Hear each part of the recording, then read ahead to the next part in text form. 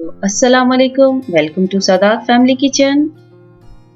Please like my video, subscribe my channel and press the bell icon. Thank you जी। तो आज मैं आपके लिए बहुत ही ज़बरदस्त हलवाइयों वाला जो है देसी तरीके से खोया बनाने का तरीका लेके आई हूँ।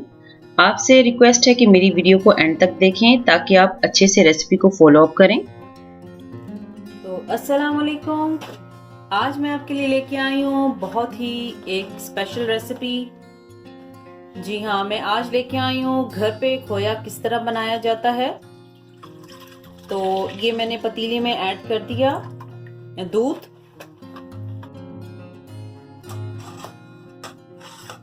जी तो उबाला आ चुका है दूध को।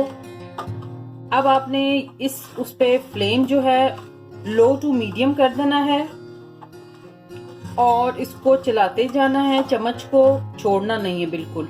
नीचे बिल्कुल ख्याल रखें कि नीचे लगे ना दूध। और इसका प्रोसेस थोड़ा सा लेंथी है, लेकिन घर का फ्रेश खोया तैयार होता है, क्योंकि हम मोस्टली बाजार से लेके आते हैं तो वो फ्रेश नहीं होता।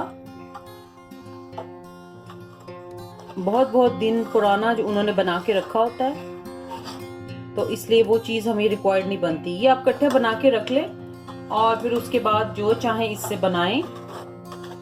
तो मैं इसको पकाती जाऊंगी तो आपको वक्तन फवक्तन दिखाती जाऊंगी। जी तो मैं बताती चलूं आपको, ये जो दूध है देखिए पक के तकरीबन आधा हो गया है। अब हम थोड़ा सा बस इसका रह गया और देखिए गाढ़ा हो गया है। आप इसको पकाते जाएं और इसकी जो साइड्स हैं इसको अच्छे से साफ करते जाएं साथ साथ। यही जो है वो इंशाल्लाह खोया बनेगा। तो हैव पेशेंस। आंच जो है मेरी मीडियम टू लो पे है, तो ये इसको मजीद अब ये पकेगा।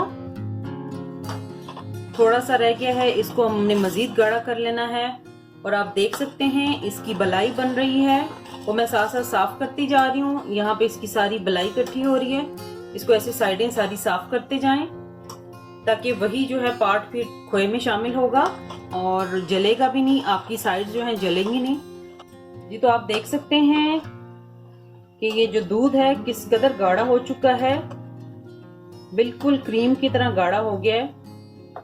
बस अभी जो है बहुत ही सेंसिटिव पार्ट है, इसमें आपने ख्याल रखना है जो पकाने का प्रोसेस है और इसमें जो बिल्कुल नीचे ना लगे। और थोड़ा सा मैंने जो फ्लेम है अपना अभी लो पे था अभी तक, अब मैं थोड़ा सा हाई पे कर रही हूँ। बीच में जब मैं इसके पास जब आप आओ अटेंड करो इसे, तो आपने फ्लेम थोड़ा सा हाई कर देना है ताकि जल्दी इसका प्रोसेस हो। ये तकरीबन जी तो देख सकते हैं बस ये तैयार है हमारा खोया।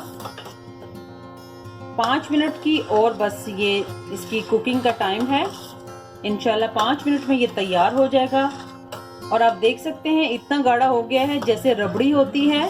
रबड़ी भी बिल्कुल इसी तरह तैयार होती है, रबड़ी की भी यही रेसिपी है। तो देख सकते हैं तैयार है हमारा खोया मावा, बड़ा ही बेहतरीन गाढ़ा तैयार हुआ है। अभी मैं इसको ठंडा कर लूंगी रूम टेम्परेचर पे, तो फिर उसके बाद आपको दिखाती हूँ, क्योंकि ठंडा होने के बाद भी ये बहुत गाढ़ा हो जाएगा। ये तो तैयार है नहायत लजीज मज़ेदार घर का बना हुआ खोया।